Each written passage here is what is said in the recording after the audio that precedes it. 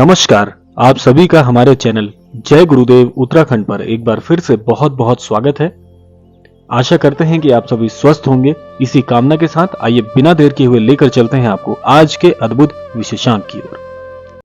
तो आज के क्रमांक में हम बात करने जा रहे हैं कि आप काफी समय से पूजा पाठ कर रहे हैं, अपने अनुष्ठान कर रहे हैं, लेकिन उनका फल आपको आखिर क्यों नहीं मिल पाता है। ऐसे कौन से कारण हैं जो कि आपके पूजा विधि विधान में चाहे अनचाहे किसी न किसी प्रकार की त्रुटिवश आपके जीवन में पूर्ण कृपा को अर्जित नहीं कर पाते हैं। तो आज के इस क्रमांक में हम इसी विषय पर बात करने वाले हैं, क्योंकि बहुत सारे अनन्य दर्शकों के इसी क्रम में प्रश्न आ रहे हैं कि हमें तो ईश्वर से जुड़े हुए काफी समय हो गया, लेकिन फिर भी हमारे जीवन में क्यों चमत्कार नहीं होते, क्यों हमारे जीवन में हम आगे नहीं बढ़ पा रहे हैं, क्यों जीवन इतना कष्टमय हो गया है। तो आइए बिना समय व्यर्थ किए हुए बढ़ते हैं आज के इस अद्भुत क्रमांक की ओर। श्री महाराज जी के आशीर्वाद अनुसार आज आपको 3 हम ऐसे उपाय बताने वाले हैं जो कि यदि आप क्रमबद्ध होकर करते हैं तो आपके जीवन में जिन चीजों का आपको फल नहीं मिल रहा, जीवन में काफी पूजा विधि विधान, काफी अनुष्ठान और आध्यात्म की ओर गति करने पर भी जीवन में कुछ अद्भुत नहीं हो पा रहा, तो आज के ये 3 उपाय यदि आप कर लेते हैं तो निश्चित तौर पर आपकी ये शिकायत, आपके ये कष्ट सदा के लिए दूर होने वाले हैं।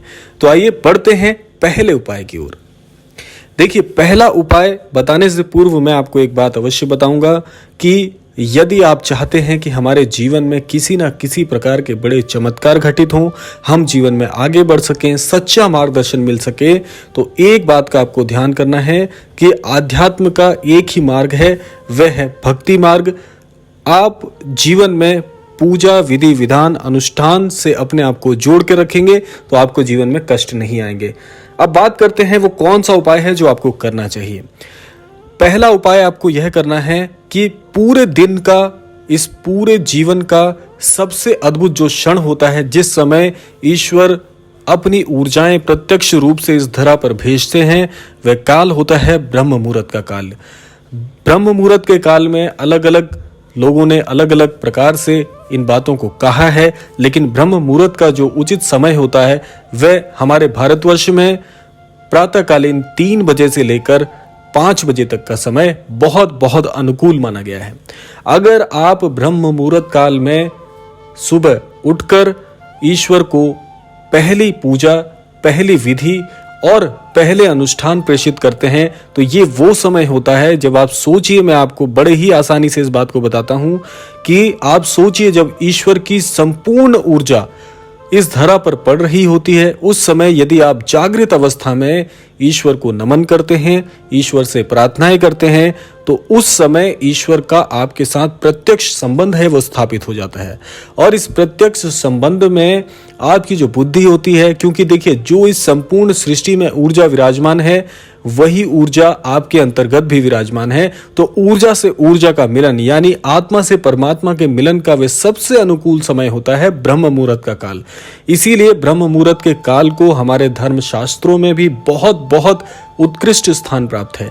ये वो अभीष्ट समय होता है जिस समय बहुत से ऋषि मुनि जागृत अवस्था में होकर ईश्वर से अपनी हर बात को कहने में सक्षम हो पाते हैं और ईश्वर से आशीष प्राप्त करने में भी सामर्थ्य बना पाते हैं।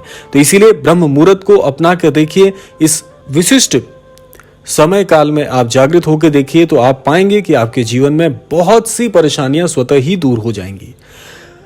तो अब बात करते हैं दूसरे उस अद्भुत उपाय की जो कि आपको करना चाहिए। देखिए, ये उपाय श्री महाराज जी से प्रत्यक्ष रूप से जुड़ा हुआ है। जैसे मैंने आपको बहुत से क्रमांकों में बताया है कि किस प्रकार से प्रभु श्री राम जी के नाम की महिमा को आपको अपने जीवन में शामिल करना चाहिए, यानी कि मैंने कई क्रमांकों में आपको बताया हुआ है कि श्री राम जी के नाम का आपको जाप करना चाहिए। लेकिन आज के इस क्रमांक में मैं आपको एक ऐसा मूल मंत्र बताने वाला हूं जो कि स्वयं श्री महाराज जी भी करते हैं। देखिए, श्री राम जी के नाम का जो जाप है वह स्वयं श्री महाराज जी तो करते ही हैं, इसके साथ साथ श्री महाराज जी नारायण नारायण का भी जाप करते हैं। यानी कि आप एक मूल मंत्र और बना सकते हैं। यदि आप राम राम का जाप तो कर रही हैं, लेकिन इसके साथ साथ यदि आप नारायण नारायण का जाप भी प्रारंभ करते हैं। तो नारायण नारायण का जाप आप सभी जानते हैं कि स्वयं श्री महाराज जी भी करते हैं। इसके अलावा हमारे पौराणिक काल में यदि आप पीछे मुड़कर देखते हैं तो वहां पर स्वयं श्री नारद जी ने भी नारायण नारायण के नाम की बहुत महिमा गाई है। और प्रभु श्री नारायण जी के नाम का नाम लेने से भी बहुत सी सिद्धियां आपको प्राप्त होती हैं। देखिए, जब आप नारायण नारायण का नाम जाप करते हैं तो इससे क्या होता है कि सबसे पहला लाभ आपको ये होगा कि आपका जो अंतर्मन है वो आध्यात्म में पूरी तरह से एक प्रकार से समर्पित हो जाएगा।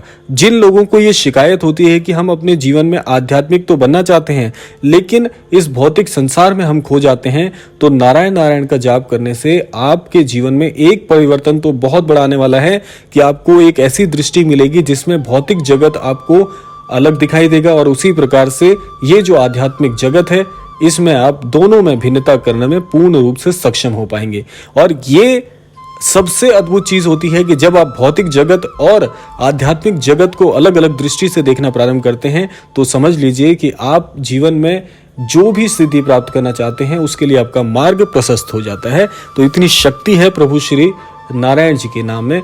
और देखिए, वैसे तो देखिए सारे जाप जो होते हैं वो एक ही परमात्मा को समर्पित होते हैं। जिस प्रकार से अलग अलग नामों का जो महत्व होता है वो अलग होता है, उसी प्रकार से इन नाम जापों का भी यदि आप जाप करते हैं तो उससे क्या होगा कि मिलने वाले जो फल हैं उसमें भी आपको बहुत बहुत अद्भुत प्रकार के अनुभव भी प्राप्त होंगे।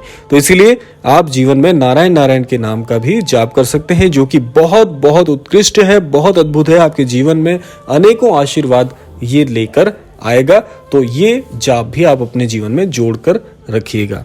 अब बात करते हैं तीसरे उपाय की, जो कि इस क्रमांक में बहुत महत्वपूर्ण किरदार निभाने वाला है। तो तीसरा उपाय है कि अब देखिए, तीसरा उपाय जो है ये इतना सरल है कि हर एक को लगेगा कि इतना सरल उपाय तो हम भी कर सकते हैं, इसमें क्या बड़ी बात है। देखिए, मैं हर क्रमांक में आपको एक बात कहता हूं, जो चीज सबसे सरल नजर आती है वही सबसे ज्यादा गूढ़ होती है। जिसको आप सरल मानते हैं उस सरलता का अनुभव आप कर तो रहे हैं, लेकिन उस बात को निभाना भी अपने आप में एक बहुत बड़ी बात है। तो इसीलिए जो ये उपाय है ये इतना सरल है कि अगर आप इसको कर लेते हैं तो आप पाएंगे कि किसी न किसी प्रकार से आपके जीवन में उन्नति के मार्ग भी प्रशस्त होने वाले हैं।